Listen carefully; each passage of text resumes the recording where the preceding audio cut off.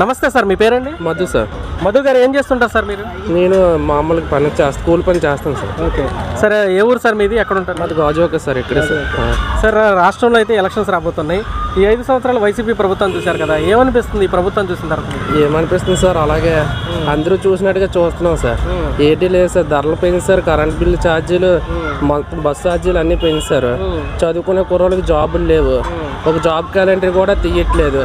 ఏమని అంటే పథకాలు అంటున్నారు, బట్టలు నొక్కమంటున్నారు, మాట్లాడితే బట్టలు అంటున్నారు. జగన్మోహన్ రెడ్డి ఇంట్లో ఎన్ని స్విచ్ బట్టలు నొక్కారో తెలియదు కానీ జనాల్లోకి మాత్రం బట్టలు నొక్కేస్తున్నారు సార్. గట్టిగా నొక్కేస్తాడు బట్టలు మాత్రం. ఇంకా మళ్ళీ ఇంకెన్ని బట్టలు నొక్కుతాడో తెలియదు, మళ్ళీ కోరుకుంటున్నారు జనాలు. ఎందుకు కోరుకుంటున్నారో ఆ జనాలకే తెలియాలి. అది సార్. అంటే ఇప్పుడు పథకాలు ఇస్తున్నాడు కదా, ఎందుకని ఇలా మాట్లాడుతున్నారు? పథకాలు ఎందువల్ల ఇస్తున్నారు సార్? పథకాలు నిత్యావసర సరుకులు తగ్గించి, ధరలు తగ్గించి పథకాలు ఇస్తే అందరూ మంచిగానే కోరుకుంటారు సార్. పప్పు రేటు, బియ్యం రేటు, ఇవన్నీ ఛార్జీల రేటు, కరెంట్ బిల్లు అన్నీ తగ్గించి పథకాలు ఇవ్వమని సార్. అది ఇప్పుడు 18,000 ఇస్తున్నారు. 48 సంవత్సరాలు లేడీస్కి.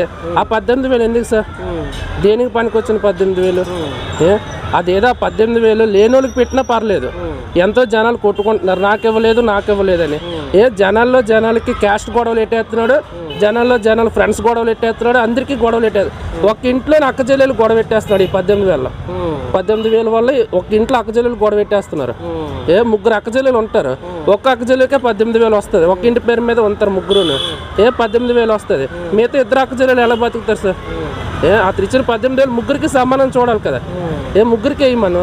రాష్ట్రంలో ఎంతమంది 48 సంవత్సరాల ఆడవాళ్ళు ఉంటారో వాళ్ళందరికీ వేయమని సార్. అప్పుడు నిజమైన సీఎం అనుకుంటాడు. ఈ ప్రభుత్వంలో నిత్యావసర వస్తువుల ధరలు గతంతో పోల్చుకుంటే ఎలా ఉన్నాయి భయ్య? చాలా దారుణంగా ఉన్నాయి సార్. అప్పుడు టీడీపీ గవర్నమెంట్లోనే తక్కువగా ఉన్నాయి. అంటే నేను పవన్ కళ్యాణ్ ఫ్యాన్ సార్. పవన్ కళ్యాణ్ అభిమానం కూడా అలా చెప్పట్లేదు. పవన్ కళ్యాణ్ రావాలని కోరుకుంటాం మేము. అలా టీడీపీ ఎందుకు అంటున్నామంటే అతను సీనియర్ నాయకుడు సార్.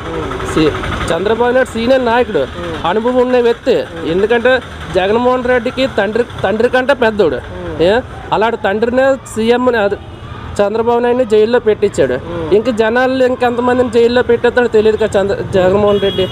అందుకే సార్ మేమైతే ఇప్పుడు కోరుకోవట్లేదు. నీతో పాటు తిరిగే కుర్రోళ్ళు చాలా మంది చదువుకుని ఉంటారు కదా, ఈ ప్రభుత్వంలో ఏమైనా ఉద్యోగాల కల్పన జరిగిందా పరిశ్రమలు వచ్చి? ఇక్కడ లేదు సార్. లోకల్లో స్టీల్ ప్లాంట్ ఉందని ఒక మెయింటెనెన్స్ పనికి వెళ్ళాలంటే కూలి పనికి 10 లక్షలు అడుగుతున్నారు సార్. ఒకప్పుడు టీడీపీ గవర్నమెంట్ హయాంలోనే 1,50,000, ₹1,00,000 అంటే ఆ పనిలో జాయిన్ అవ్వాలంటే. ఇప్పుడు వైసీపీ వచ్చి 5 లక్షలు 6 లక్షలు అడుగుతున్నారు సార్. మామూలు పేదోళ్ళ జాయిన్ అవ్వాలంటే. అప్పుడు టీడీపీ గవర్నమెంట్లో 1,80,000 ఉంది సార్ ఆటో కాస్ట్. ఇప్పుడు వైసీపీ గవర్నమెంట్లో 4,20,000 సార్ ఫైనాన్స్తో ఆటో. ఇంకెలా బతుకుతారు సార్ జనాలు? బతికే అవకాశం అయితే లేదు సార్. మొత్తం ఆటో ఫైనాన్స్ వాళ్ళు అడిగితే మాకు జిఎస్టీ పెంచాడు, మాకు పెంచాడు జగన్మోహన్ రెడ్డి వచ్చి, అందుకే మీకు ఇంత రేట్లు పెంచాము అలా అడుగుతున్నారు సార్. ఇంకెవరినాడు అడుగుతాం సార్. అది సార్. మీ నియోజకవర్గం పరిస్థితి ఏంటి? ఇక్కడ పల్లా శ్రీనివాస్ గారు చేస్తున్నారు, గుడివాడ అమర్నాథ్ చేస్తున్నారు. ఆయన ఐటీ మినిస్టర్గా కూడా చేశారు. సరే, ఎవరైతే బాగుంటుంది ఇక్కడ? ఇప్పుడు గుడివాడ అమర్నాథ్ గెలాలనుకుంటే ముందు ఎమ్మెల్యే చేసి ఉండాలి కదా సార్. ముందు ఎమ్మెల్యేగా చదువు లేదు నాగిరెడ్డి గారికి. ఎందుకంటే ఎమ్మెల్యేగా పనిచేశారు కాబట్టి అతను గౌరవిస్తూ మాట్లాడుతున్నాం.